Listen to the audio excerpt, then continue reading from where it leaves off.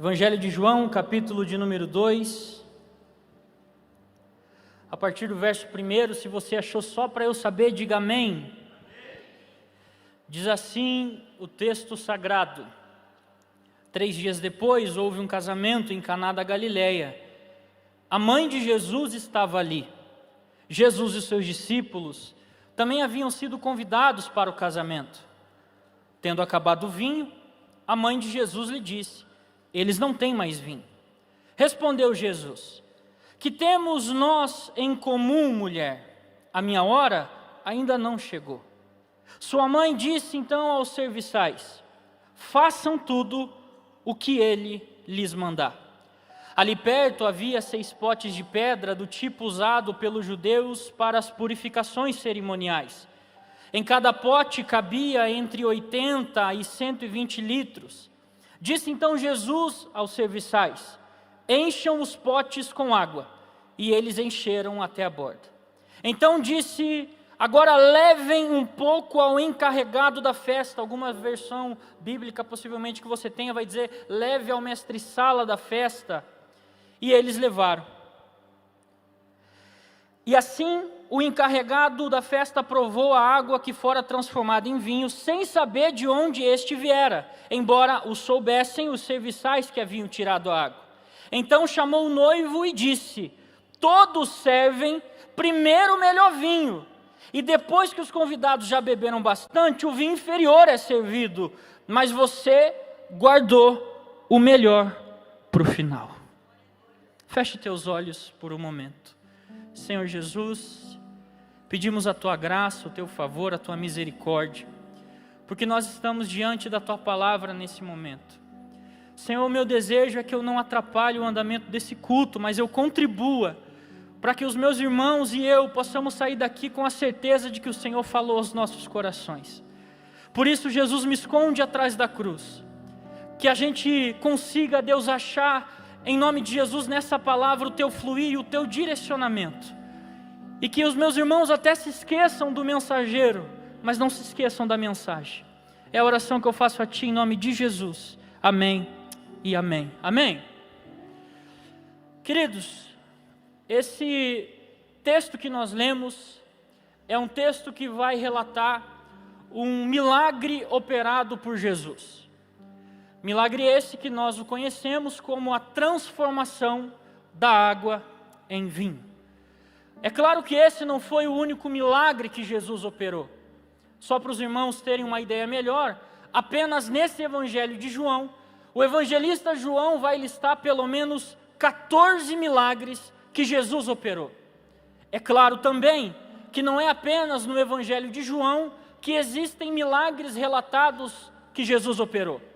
Nos outros 3 evangelhos também, Mateus, Marcos e Lucas, também relatam milagres que Jesus operou. Então, se nós juntássemos todos os evangelhos e somássemos todos os milagres que Jesus operou, tirando obviamente os repetidos, nós estaríamos falando de mais de 40 milagres que Jesus operou. É óbvio que não é Jesus que opera milagre apenas na Bíblia Sagrada. Os seus discípulos operaram milagres, os apóstolos operaram milagres, no Antigo Testamento os profetas operaram milagres, até o próprio Deus, de forma independente, isso é, sem o intermédio de ninguém, operou os seus milagres. E se nós juntássemos a essa soma todos os milagres mencionados na Bíblia, não apenas dos evangelhos, mas de Gênesis a Apocalipse, o número seria impreciso. Mas muitos estudiosos afirmam que a Bíblia menciona mais de 300 milagres relatados nas Escrituras Sagradas. Quando nós observamos cada milagre que a Bíblia relata, nós vamos perceber que existe pelo menos um milagre alcançando todas as esferas da vida do homem. Pegue, por exemplo, na sua Bíblia e procure um milagre onde a esfera de atuação desse milagre seja a área financeira. A Bíblia menciona. Pegue na sua Bíblia e procure um milagre que diz respeito à área da saúde. A Bíblia menciona. Pegue, por exemplo, na sua Bíblia e procure um milagre que atinge as famílias. A Bíblia menciona. Pegue, inclusive, na sua Bíblia e procure milagres na área geográfica, física, da ciência. A Bíblia também menciona. Por quê? porque o Deus que eu e você cultuamos é um Deus especialista em fazer milagres. Eu já tenho uma primeira palavra para declarar para o seu coração, e a palavra é muito simples. Independente da área que você está buscando o milagre do Senhor, independente da necessidade que você está buscando, o Senhor me trouxe aqui para te dizer: não é novidade esse milagre que você está buscando de mim, essa necessidade não me pegou de surpresa. Eu sou o Deus que faço milagres em todas as áreas da sua vida. Deus tem milagre para a gente. Deus tem milagre para a gente. Todavia, esse milagre que nós estamos lendo, em Evangelho de João, capítulo de número 2, a partir do versículo 1, não é apenas mais um milagre. Não é apenas mais um milagre comum dentre esses mais de 300 milagres. Por quê? Existe uma informação nesse milagre que nós estamos lendo que o torna especial. Existe uma informação que o texto nos traz que faz com que esse milagre se torne diferente dos outros milagres. Aí você me pergunta: qual é a informação que torna esse milagre da transformação da água em vinho um milagre especial? Na sua Bíblia, por gentileza, Evangelho de João, capítulo de número 2. Vai comigo no verso de número 11. Essa é a informação que torna esse milagre especial. Diz assim o texto: este sinal milagroso em Caná da Galileia foi o primeiro milagre que Jesus operou. Esse sinal milagroso em Caná da Galileia foi o primeiro milagre que Jesus operou. Aí você me pergunta: Tainan, por que é que essa informação torna esse milagre especial? Por uma simples razão, me preste sua atenção para você entender. Na Bíblia Sagrada, além das simbologias que existem, existe algo muito especial quando a Bíblia menciona algo em forma de lista, com primeiro, segundo, terceiro, quarto lugar e assim por diante. Você vai perceber uma coisa: todas as vezes que a Bíblia menciona algo em forma de lista, aquilo que vem em primeiro lugar, Deus vê com olhos de prioridade. Por exemplo, os 10 mandamentos. O primeiro, Deus vê com prioridade. Pegue, por exemplo, as ofertas de sacrifício. O pastor Ildemar falou aqui na oferta. As primícias, que são as primeiras ofertas, Deus vê com olhos de prioridade. Pegue as famílias de Israel. As famílias que foram criadas diante de Deus no Antigo Testamento. Você vai perceber que independente se essa família tinha 5, 10, 15 ou 20 filhos, o primeiro, que é o primogênito, Deus vê com prioridade. Ou seja, tudo aquilo que a Bíblia menciona, que vem em primeiro lugar, é porque tem em Deus uma atenção de prioridade. Nós estamos diante de um milagre, que não é qualquer milagre. Nós estamos diante de um milagre que Jesus vê com olhos de prioridade. Eu venho nessa noite dizer para você o seguinte: a partir dessa noite, o seu milagre pode se tornar prioridade para o Senhor operar. Quem sabe você entrou aqui nessa noite e você está questionando a Deus, orando e pedindo ao Senhor e falando para Ele: Deus, há tanto tempo eu estou buscando esse milagre, há tanto tempo eu estou buscando que o Senhor realize essas coisas na minha vida, mas parece que o Senhor não está realizando, parece que o milagre não acontece, parece que nunca chega. Eu tenho uma palavra para o seu coração: a partir dessa noite, o seu milagre vai ganhar o título de prioridade para o Senhor. O Senhor vai olhar para essa necessidade e vai ver prioridade em operar. Você pode sair daqui hoje com seu milagre nas mãos do Senhor. Nas mãos do Senhor. Todavia, nós precisamos entender que para esse milagre ser prioridade, ele precisa ter algumas características que o texto menciona. E é sobre isso que eu quero ministrar. Características de um milagre de prioridade. Quem sabe você está fazendo campanha da vitória aqui há muito tempo. Quem sabe você já até desistiu do seu milagre. Quem sabe você busca a salvação da tua casa, um milagre financeiro, um milagre na saúde. E você tem dito a Deus: Senhor, eu desisto. Senhor, eu não quero mais. Faz tanto tempo que eu busco isso e parece que nada acontece. a partir dessa noite, através dessa palavra, o seu milagre pode se tornar prioridade para o Senhor. Mas para isso, nós precisamos observar alguns princípios. E é sobre isso que eu queria ministrar. Primeira característica que o texto nos mostra, que torna esse milagre uma prioridade para o Senhor. Versículo 2 do Evangelho de João, capítulo de número 2, versículo 1, o texto vai dizer que está acontecendo um casamento em Caná da Galileia. A mãe de Jesus está nesse casamento. Versículo 2. Jesus e os seus discípulos também foram convidados para o casamento. Primeira característica que torna o nosso milagre prioridade para o Senhor, e eu sei que você sabe disso, eu vou apenas relembrar você, é quando eu e você entendemos o princípio de convidar Jesus para a festa. Quando eu e você convidamos Jesus para a festa, nós estamos colocando em Jesus uma atenção de prioridade para a nossa situação. Só que esse convite não é qualquer convite. É muito vago nós falarmos isso, porque todos sabem. Convidar Jesus, todo mundo sabe o que significa. Aceitar Jesus em nossa festa, todo mundo sabe o que significa. Acontece que, muitas vezes, nós não entendemos o peso que existe nesse convite, aqui no Evangelho de João, no capítulo 2. Por quê? Para eu te explicar isso, eu vou retornar alguns passos do ministério de Jesus, para que você possa observar o peso que existe nesse convite, e aí você vai entender o que eu estou falando. Preste atenção, por gentileza. A maturidade judaica, ela só é reconhecida por um judeu a partir do 30º aniversário de um homem, aos 30 anos. É por isso que somente depois que Jesus completa seus 30 anos, é que de fato ele vai dar início ao seu ministério. Você tem essa informação lá em Lucas 3, versículo 23. Uma vez que Jesus completa seus 30 anos, ele vai dar início à preparação do seu ministério.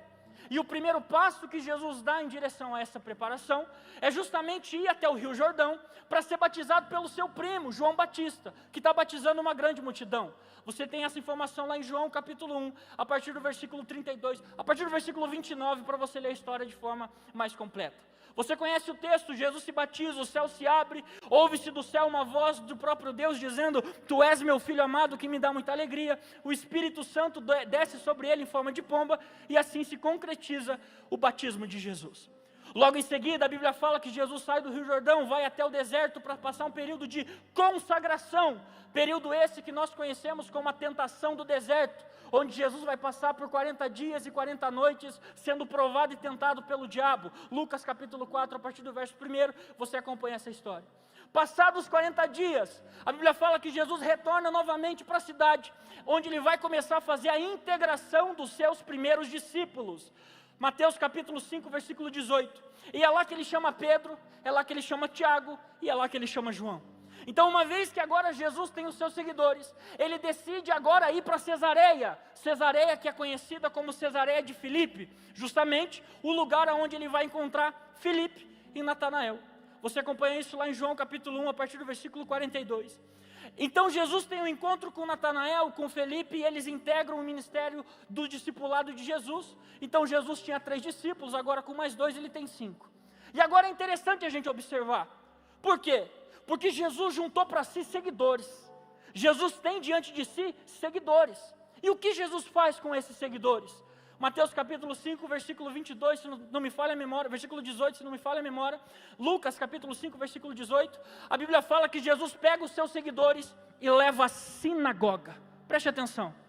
Vivemos em uma geração que cultiva seguidores para si, que cultiva seguidores nas redes sociais. A questão é, para quê?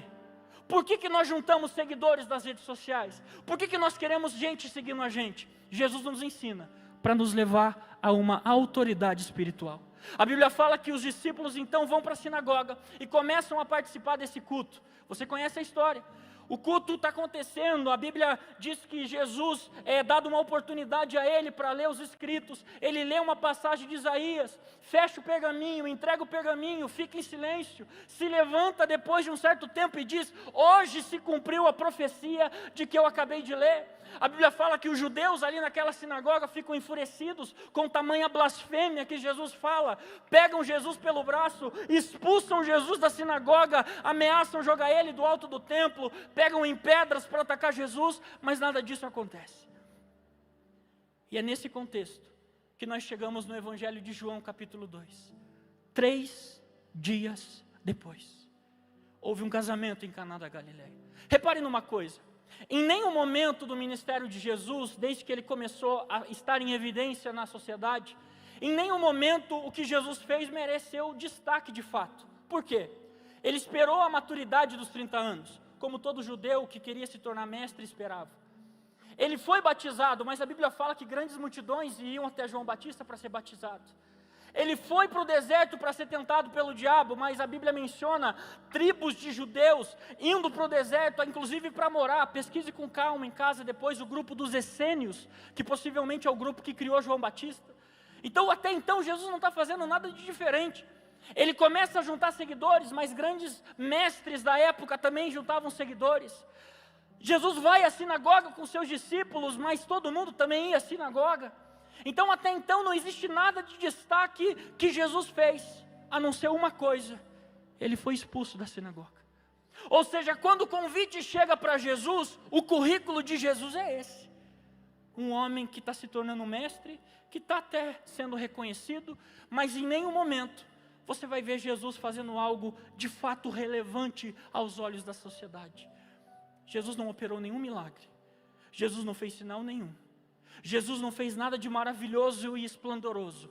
Mesmo assim o texto diz: e Jesus foi convidado para o casamento. Vivemos em uma geração que só convida Jesus porque sabe que Ele faz milagres. Vivemos em uma geração em que só convida Jesus para participar da festa, porque sabe que se Ele está na festa, o milagre vai acontecer. E posso te falar, não é errado, Ele faz milagres. Acontece que, se nós convidamos Jesus pelo que Ele faz, nós perdemos tudo o que Ele é. Jesus e os seus discípulos foram convidados para o casamento. Sabe o que torna o nosso milagre prioridade? É quando nós, num culto como esse, entregamos a nossa vida a Cristo e dizemos: Senhor, entra na minha festa, entra na minha casa, entra na minha vida. Mas a tua vida pode estar totalmente errada, a tua vida está precisando de milagre, mas o teu coração está sincero, dizendo: Senhor, eu não quero o que você faz, eu não quero o que você tem, eu quero o que o Senhor é. Jesus é convidado. Existe um salmo que nós interpretamos muito mal por conta da nossa cultura, que é o Salmo 90. Aquele que habita no esconderijo do Altíssimo, a sombra do Onipotente descansará. É um salmo muito mal interpretado por conta da nossa cultura. Por quê? Porque em síntese, parafraseando o que o salmo está dizendo, ele está dizendo o seguinte: para você alcançar o descanso do Altíssimo, você precisa aprender a habitar no esconderijo. Só que na nossa cultura, esconderijo não é lugar de habitação. O que é um esconderijo? Esconderijo é um lugar que eu e você recorremos enquanto existe perigo, enquanto existe ameaça, enquanto existe a necessidade de se proteger. A partir do momento em que o perigo vai embora, a partir do momento em que a necessidade de se proteger não existe mais, a partir do momento em que a ameaça está longe, a partir do momento em que não existe mais perigo, nós saímos do esconderijo do Altíssimo. Ou seja, nós entendemos que o esconderijo do Altíssimo não é um lugar de habitação, é um lugar de temporada. Só que o Senhor me trouxe aqui nessa noite para dizer para você: permaneça habitando no esconderijo do Altíssimo. Se tudo estiver ruim, vai para o esconderijo, mas quando as coisas melhorarem, permaneça no esconderijo, porque o que vai trazer descanso para a nossa vida é quando eu e você entender que o esconderijo do Altíssimo é um lugar de habitação. É um lugar de habitação.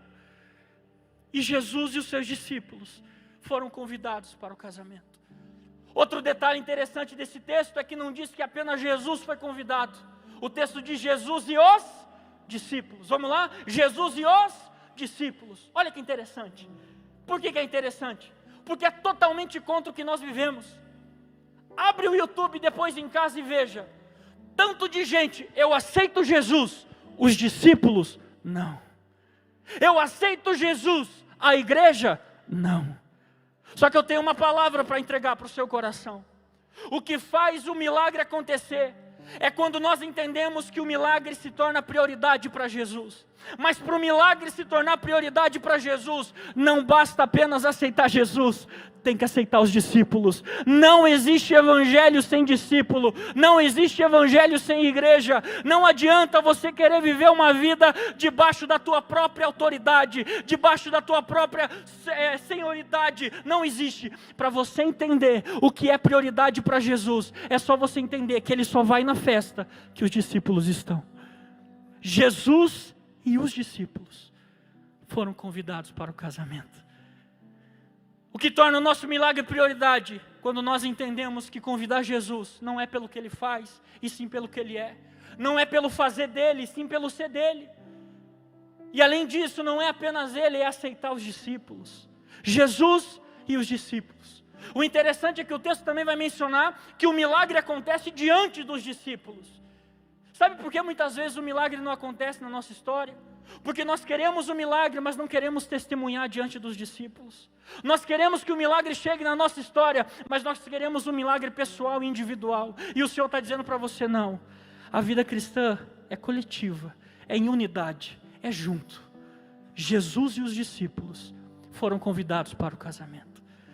O que torna o nosso milagre prioridade, quando nós entendemos o que é convidar Jesus e os discípulos.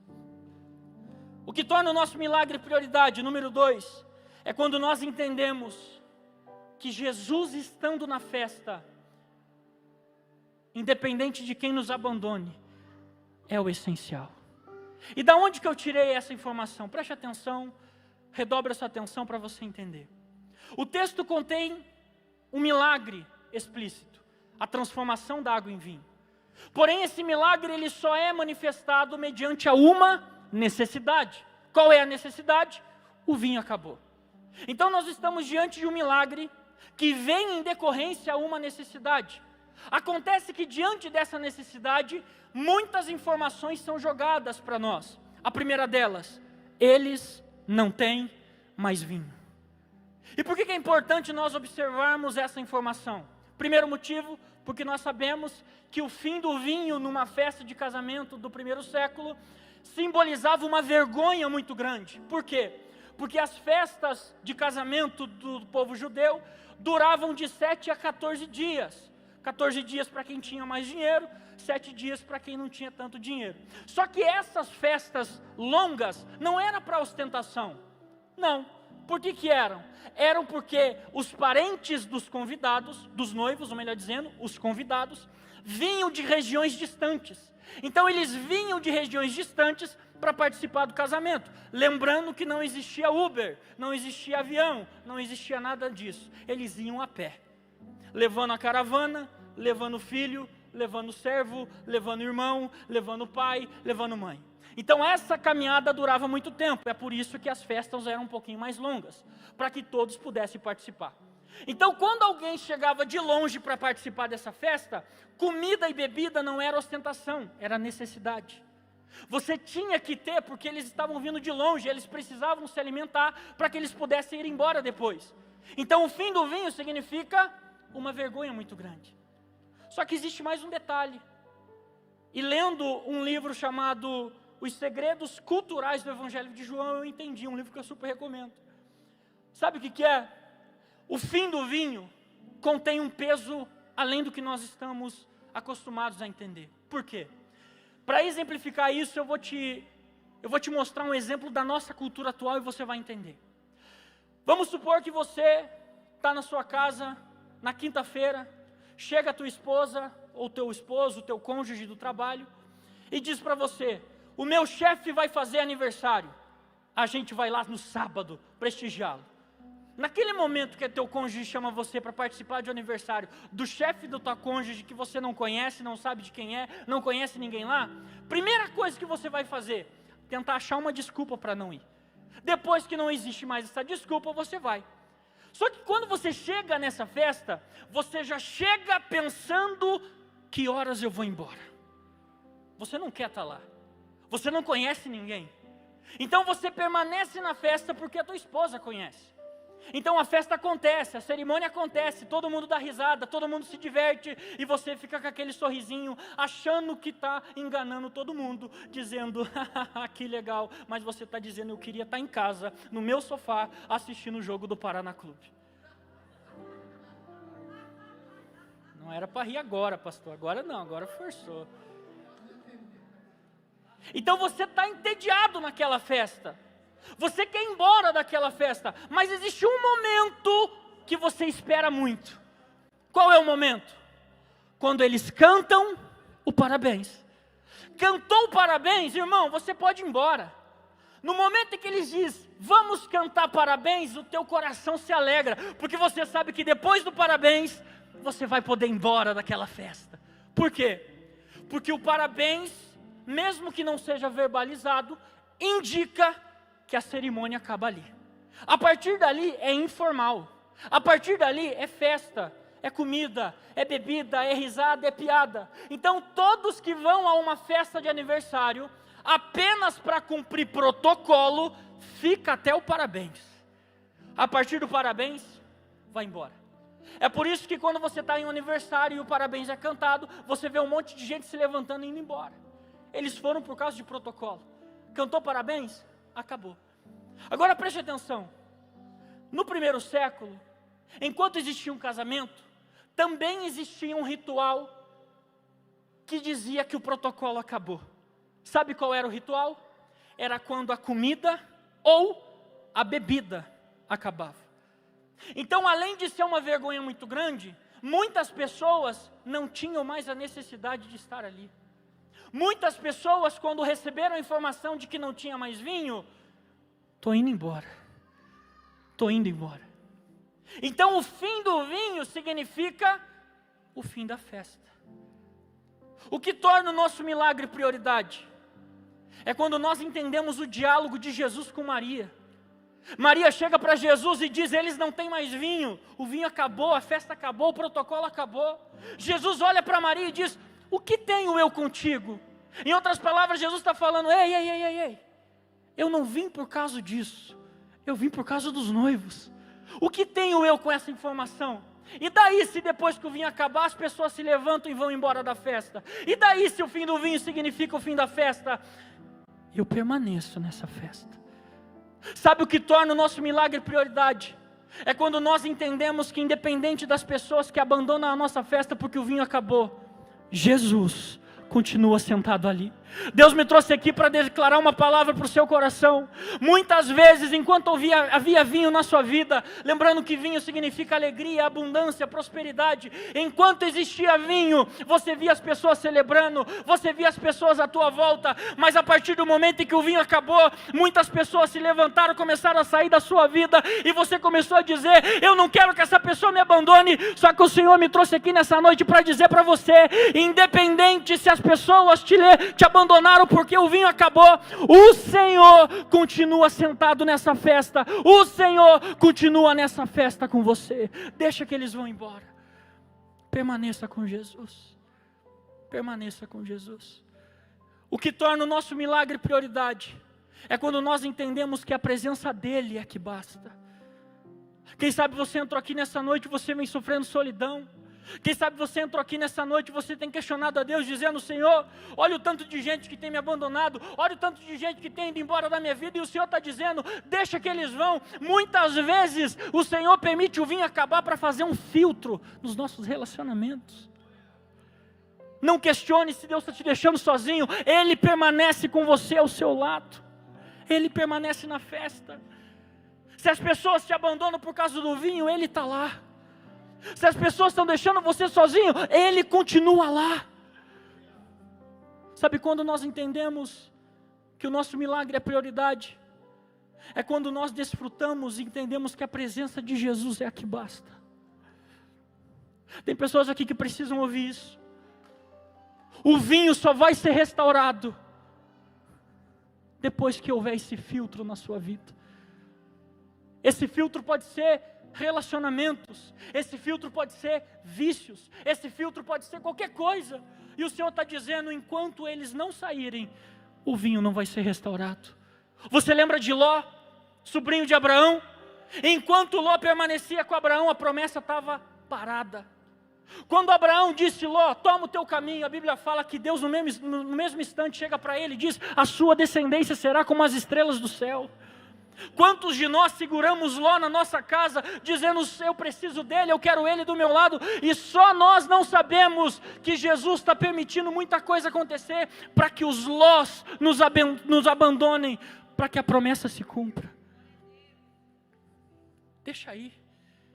O que torna o nosso milagre prioridade? Primeiro, quando nós entendemos o que é convidar Jesus e os discípulos. E segundo, quando nós entendemos que independente de quem nos abandone, Jesus permanece lá. E o que torna o nosso milagre prioridade, para nós encaminharmos para o final, é quando nós olhamos e percebemos a ação de Jesus para que esse milagre aconteça. A Bíblia fala que Jesus, quando vai agir em prol do milagre, ele olha e vê umas talhas de pedra, talhas essas que eram usadas para as purificações dos judeus. Como que era feito isso? Independente da cerimônia, seja religiosa, seja matrimonial, seja uma festa qualquer, todas as festas, todas as casas tinham na antessala ou na porta de entrada talhas de pedra que eram usadas para que quem viesse da rua se purificasse. Então vamos supor que a festa está acontecendo aqui no altar, a festa de casamento. Aqui é a porta de entrada. Aqui já, do lado da porta de entrada, existiam as talhas de pedra. Então você chegava da rua, você tinha que obrigatoriamente lavar as mãos, lavar os pés. Aí sim você podia adentrar a festa. Se você não se purificasse, era como se uma impureza estivesse entrando dentro da festa. Olha que interessante. Jesus, quando olha as talhas de pedra, percebe que as talhas estão vazias. Por quê? Porque o texto sugere isso. A Bíblia fala que Jesus olha para as talhas de pedra e diz: encham essas talhas. Ou seja, se Jesus mandou encher, é porque não estavam cheias. Acontece que todas as talhas de pedra, principalmente em festas, deveriam sempre estarem cheias. O que aconteceu para que as talhas se esvaziassem? Aí vem um pensamento meu, não está na Bíblia, mas pela história e pela cultura a gente pensa que possivelmente os primeiros convidados chegavam, lavavam os pés, lavavam as mãos e entravam. Mas em algum momento da festa, enquanto a música rolava, as pessoas entravam, se purificavam, a água baixava e ninguém iria lá para repor a água. A festa acontecia, a água baixava. Eles comiam e as águas baixavam. Eles bebiam, eles cantavam, eles se alegravam, e as águas que eram usadas para purificação abaixavam. Lembrando que, se as águas abaixassem, o pó da terra entrava na casa, o pó da rua podia entrar na casa. Por que Jesus, no momento em que ele vai restaurar o vinho, ele dá ordem e encham as talhas? Porque existe uma mensagem profética aqui. Sabe por que muitas vezes, penso eu, que Jesus permite o vinho da nossa festa acabar? Porque as talhas estão vazias. Nós estamos celebrando, nós estamos nos alegrando, nós estamos cultuando, nós estamos sorrindo, e nós não vemos que as talhas da nossa santificação estão abaixando. A gente está cantando, a gente está celebrando, Deus está abençoando, Deus está nos abençoando, nos prosperando, e nós não vemos que as talhas da purificação estão abaixando. Qual é o momento que Jesus vai restaurar essas talhas? Quando ele acabar com o vinho. O vinho acabou, encham de água essas talhas. Quem sabe você está questionando a Deus e está dizendo para o Senhor: Deus, por que é que o Senhor está permitindo o vinho acabar? Por que é que o Senhor está permitindo a alegria ir embora da minha casa? E o Senhor está dizendo para você: porque em algum momento da sua festa, você parou de repor a água da santificação. Em algum momento da sua vida, você parou de se santificar, de se purificar. E o único jeito de eu chamar a sua atenção é parar com a festa. Olha as talhas, estão vazias. O que torna o nosso milagre prioridade? Quando nós entendemos que acima do milagre, Jesus quer o nosso coração, limpo, puro, santo. Queridos, eu não sou contra a gente buscar milagres, eu não sou contra a gente fazer campanha, eu não sou contra nada disso. Eu sou contra quando a gente busca essas coisas cegamente e nos esquecemos que nós temos que perdoar, que nós temos que pedir perdão, que nós temos que nos dobrar diante de Deus e falar: Senhor, restaura a minha santificação, purifica a minha boca, purifica a minha língua, purifica o meu pensamento, independente se o vinho vai ser restaurado, eu quero que as talhas da purificação estejam cheias, encham essas talhas.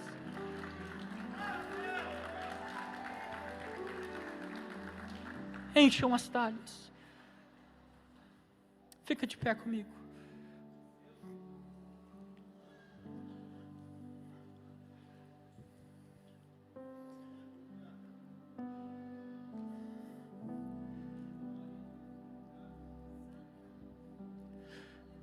Deus quer restaurar vinhos nessa noite.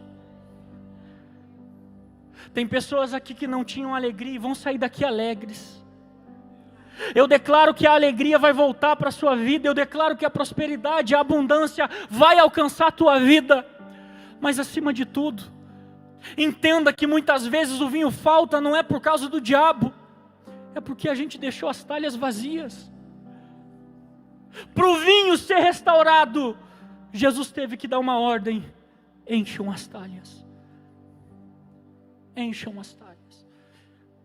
A Bíblia fala que depois que eles fazem isso, Jesus dá uma ordem para eles dizendo: agora levem o vinho ao mestre-sala, ao empregado da festa, ao responsável por organizar essa festa. Agora preste atenção, por que Jesus pediu para eles levarem o vinho para o mestre-sala e não pediram para levar para o noivo ou para a noiva da festa? Sabe por quê? Porque o mestre-sala, além de ser responsável por toda a purificação, por toda a cerimônia do casamento, os mestres-salas também davam um relatório de como era a festa. Então, se alguém perguntasse para ele depois: como é que foi a festa lá em Caná da Galileia, e o vinho tivesse acabado, o mestre-sala ia falar: ih, foi falido, o vinho acabou no meio da festa, foi uma vergonha. Então Jesus dá uma ordem e diz: leva o vinho para o mestre-sala. Não se preocupe se Jesus permitiu o vinho acabar na sua vida. Não se preocupe se isso vai causar vergonha para você. Porque o Senhor sabe o endereço do mestre-sala que pode estar te criticando. O Senhor sabe para quem Ele deve mandar o vinho ser experimentado. Não se preocupe se o vinho acabou e o mestre-sala pode te criticar. O Senhor vai dar uma ordem dizendo: levem ao mestre-sala, fala para ele experimentar esse vinho. E a Bíblia fala que quando Jesus dá essa ordem, os servos levam o vinho ao mestre-sala, ele experimenta e diz o seguinte: você é diferente, essa festa aqui é diferente. Por quê? Porque geralmente, primeiro é servido o vinho bom, depois eles oferecem um vinho inferior, mas você está sendo diferente. Por quê? Porque você começou ruim, mas está terminando com o vinho bom. Eu declaro essa palavra sobre a tua vida. As pessoas podem olhar para a sua vida e dizer: ele começou mal, ele começou ruim, ele começou errado, mas o Senhor me trouxe aqui para te dizer: não importa como termina, não importa como começa, o que importa é como termina. Independente se você começou com necessidade ou com falta, o Senhor vai fazer o teu final ser melhor do que o seu começo, em nome de Jesus.